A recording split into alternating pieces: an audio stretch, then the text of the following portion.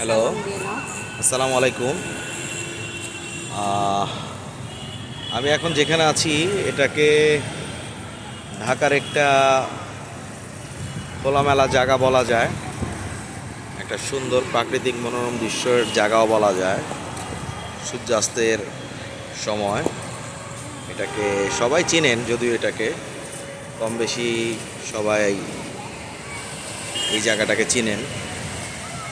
সূর্যাস্তটা দেখে আসলে খুব ভালো লাগতেছে। সূর্যের এই আভা বা সূর্যের এই ছবিটা আমাকে আসলে খুব টানে। এটাকে বলে হাতির ঝিল।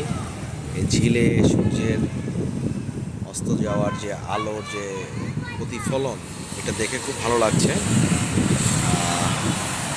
আমি আজকে আছি ঢাকা হাতির ঝিলে। এইখানে একটি সুন্দর মনোরম পরিবেশে দাঁড়িয়ে আছি। ছোট ছোট বাচ্চারা ঢিল ছোড়াছুড়ি করছে, বোর্ডে মানুষজন চলাফেরা করতেছে, অনেক মানুষের আনাগোনা। ঈদের পরে সবাই একটু ঘুরতে বেরিয়েছে। আমার মনে হয় ঢাকাবাসীর জন্য এই জায়গাটা খুব সুন্দর একটা বিনোদন স্পট। যদি সরকার ইচ্ছা করে আর একটু যদি এটাকে সৌন্দর্য বর্ধন করে এবং এটার সিকিউরিটি বা এটার রক্ষার দিকে যদি সরকার আরেকটু উদ্যোগ নেয়, তাহলে এটা ঢাকার এই যান্ত্রিক জীবনের একটি আরাম এবং অবসরের স্থান হিসাবে এখনের চেয়ে আরও বেশি বিবেচিত হবে বলে আমি ধারণা করি, মনে করি। আশেপাশের পরিবেশটা খুবই সুন্দর, গাছপালা আছে, টুকটাক মানুষজন ঘুরতে আসছে। আসলে ঢাকায় যে অতিরিক্ত মানুষ এবং ঢাকার যে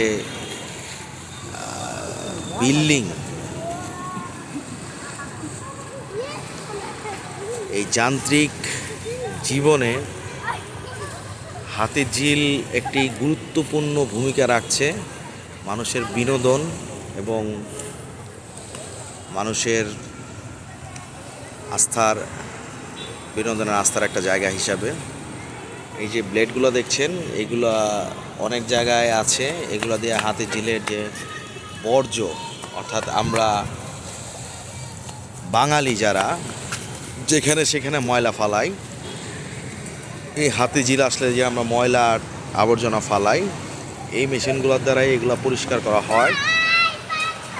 আমরা এতটা সচেতন যে আমাদের ময়লা পরিষ্কারের জন্য এখন মেশিন ইউজ করতে হয়, এটা আসলে দুঃখজনক। বাঙালি হিসাবে যেমন আমরা প্রাউড ফিল করি, কিন্তু কিছু কিছু জায়গায় আছে বাঙালি হিসাবে কিছু নোংরা বাজে কাজ করার জন্য আমাদের লজ্জা হওয়া উচিত। আমরা যদি এগুলো থেকে সরে আসতে পারি, শুধু আমরা না, আমি নিজেও এরকম অনেক কাজ করি, আমারও আসলে এগুলা সংশোধন করা উচিত বলে আমি মনে করি। এইখানে একটি দেখতেছি, এখানে এই ময়লাগুলো পরিষ্কার করার যে একটা মেশিন, সেই মেশিনের পাশে আমি দাঁড়িয়ে আছি। এই যে সুন্দর একটি বোর্ড যাচ্ছে, এই বোর্ডগুলোতে মানুষজন ঘোরে এবং যখন অফিস আদালত সব খুলে যায় তখন এই বোর্ডগুলো দিয়ে বনানী, তারপরে আপনার গুলশান ওদিক থেকে মানুষ রামপুরা যায়। এই জলযানের কারণে সবচেয়ে বড় যে জিনিসটা, সেটা হচ্ছে যে ঘন্টার পর ঘন্টা যে জাম, ঢাকা শহরে যে জাম এবং অস্বস্তিকর একটা পরিবেশ, সেইটা থেকে বেশ অনেক স্বস্তি এবং রিল্যাক্স পাওয়া যায়। এটা আমি অনেকের সাথে কথা বলে জানতে পারছি। তো এখানে আমি আছি আপনাদের ভাবিকে নিয়ে, আমার সহধর্মিণীকে নিয়ে। সেও আসছে, সেও বিকালের এই মনোমুগ্ধকর পরিবেশ উপভোগ করতে আসছে এবং আশেপাশে সে দেখতেছে। এবং তার চোখ হাতির ঝিলের থেকে তার মেয়ের খেলনা কেনার দিকে বেশি আগ্রহী, আমি বুঝতে পারছি। সে বারবার খুঁজতেছে কোথায় কি আছে আমার বাচ্চাটার জন্য, ছোট যে বেবিটা, ওর জন্য কি কিনা যায় সে সেই চিন্তা করতেছে। এখানে একটা কাঠবাদাম সম্ভবত বলে এটাকে, কাঠবাদাম গাছ, একটা কলা গাছ, ঝুড়ি, কলা গাছের ঝুড়ি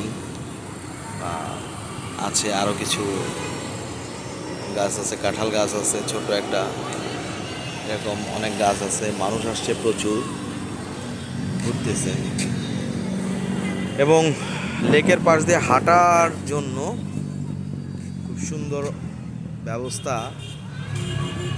সিটি কর্পোরেশন করেছে, যেটা আসলেই প্রশংসনীয় উদ্যোগ। আরেকটু যদি এটাকে কেয়ার নেওয়া হইতো এবং এটাকে কোনো নদীর সাথে,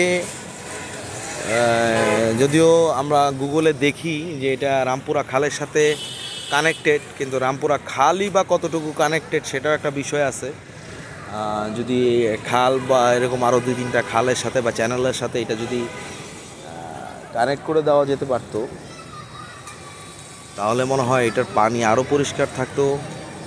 এবং এখানে আমি কিছু কিছু বাচ্চাদের কাছে শুনলাম যে এখানে যে জলজ প্রাণী আছে, অর্থাৎ আমরা যেটাকে বলি যেখানে পানি সেখানেই মাছ, সে মাছ এই পানি দূষণের কারণে আস্তে আস্তে মরে যাচ্ছে, নষ্ট হয়ে যাচ্ছে। তো পানি শুধু থাকলেই হয় না, পানির অপর একটা নাম হচ্ছে জীবন। সো আমাদের জন্য যেমন পানি এসেনশিয়াল, পানির জন্য, মাছের জন্য বা অন্যান্য জলজ প্রাণীর জন্য কিন্তু পানি একটি এসেনশিয়াল জিনিস।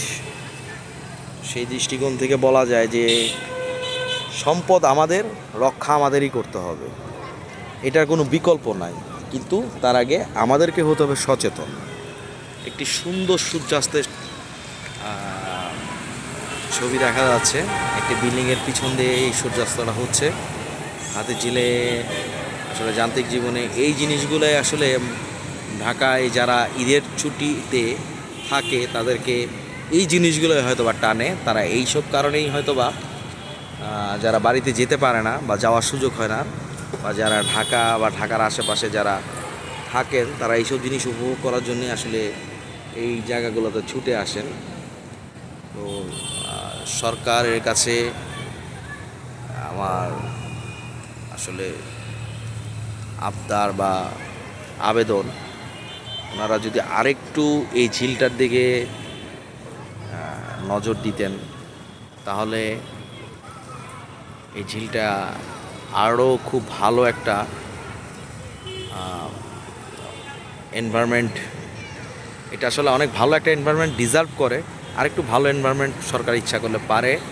আমার সরকারের কাছে বিনীত রিকোয়েস্ট থাকবে, যখনই যে গভর্নমেন্ট আসুক না কেন, এইটাকে জানি ঢাকার প্রাণ হিসাবে একটু প্রায়োরিটি দেয়।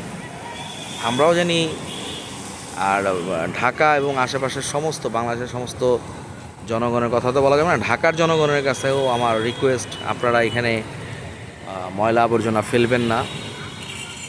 বিশেষ করে ঢাকায় যারা থাকেন, এটাকে রক্ষার দায়িত্ব আমাদেরই। সরকারকে আমরা যতই বলি না কেন, সরকারকে যদি আমরা সহযোগিতা না করি, তাহলে আর সরকার যতই চেষ্টা করুক এটা রক্ষা করা অতটা সহজ হবে না যদি আমরা কম্প্রোমাইজ না করি। আমি হোপ করব এই ভিডিওর মাধ্যমে আপনাদের কাছে আশা রাখব যে আমিও চেষ্টা করব, আপনারাও চেষ্টা করবেন। আমাদের এই এখন যে ক্ষুদ্র ক্ষুদ্র সম্পদগুলো আছে, এগুলো রক্ষা করার জন্য আমরা জানি আরও সচেতন এবং তৎপর হই। ধন্যবাদ সবাইকে এই ভিডিও থেকে। এখন বিদায় নিচ্ছি। যদি কোনো ভুল ত্রুটি হয়ে থাকে ক্ষমা সুন্দর দৃষ্টিতে দেখবেন। চেষ্টা করব আরও নতুন কোনো ব্লগ বা ভিডিও আপনাদের সামনে নিয়ে আসার। যেগুলো আমার মনে ধরে সেগুলো নিয়ে ভিডিও করতে আসলে ভালোবাসি। সব জিনিস নিয়ে ভিডিও করি না, করতে ইচ্ছাও করে না, সবাই করে, অ্যাজ ইউজুয়াল সবাই যেটা করে সেটা আমার করতে ইচ্ছা করে না। ডিফারেন্ট খুঁজি, ডিফারেন্ট পাই না। যেটাই করতে যাই সেটাই দেখি কেউ না কেউ করছে, এই জন্য আসলে হয় না ওরকম ভিডিও করা। তো দোয়া করবেন। খুব সুন্দর একটা পরিবেশ, আজকে ঈদের দ্বিতীয় দিন, খুব ভালো লাগছে। সবাইকে ধন্যবাদ, হাতের ঝিল মধুবাগ থেকে সবাইকে অসংখ্য ধন্যবাদ। আল্লাহ হাফেজ, সবাই ভালো থাকবেন। এই বলে আমি আমার এই ভিডিওটি শেষ করছি এবং আপনাদের কাছে অনুরোধ থাকবে, সবাই চেষ্টা করবেন আমাকে সাপোর্ট দেওয়ার জন্য এবং আমাকে কমেন্টস করে জানাবেন যে কোন কোন জায়গায় কোন কোন বিষয় নিয়ে আসলে এরকম ভিডিও তৈরি করা যায়, যেটা করলে আপনাদেরও ভালো লাগবে।